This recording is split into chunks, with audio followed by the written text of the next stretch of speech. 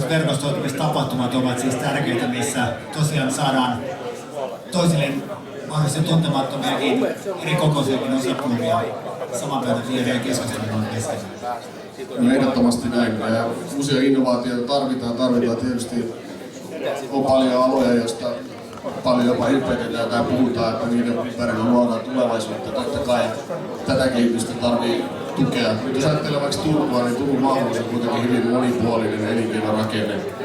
Ja kaikilla toimialoilla on haastetta sukupolvenvaihdoksiin, kasvuhankkeeseen, kansainvälistymiseen ennen kaikkea. Ja siihen tietysti pyritään kannustamaan ja rohkaisemaan, että saataisiin kasvua aikaiseksi. Tämänkin päivän Nordea ennusti siitä, että Suomi on melkein lamassa 3 vuotta.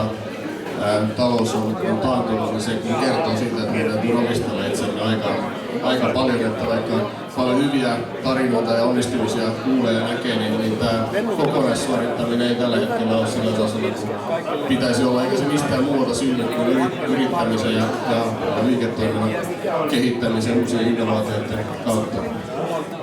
Miten kun mietitään just uusien liiketoimintamahdollisuuksien kehittämistä ja on ne sitten kotimaassa tai kansainvälisesti, niin, ja kaupungin ja talousalueen niiden ylipäätään edellytysten parantamiseen siihen, niin mitä mieltä sä olet, että pitäisikö nuuskia niitä tämän hetken trendejä, mikä on, mitä haipataan, vai pitäisikö enemmän katsoa niihin vahvuuksiin sen oman alueeseen, mitä sieltä tulee, ja lähteä siitä olemassa olevasta.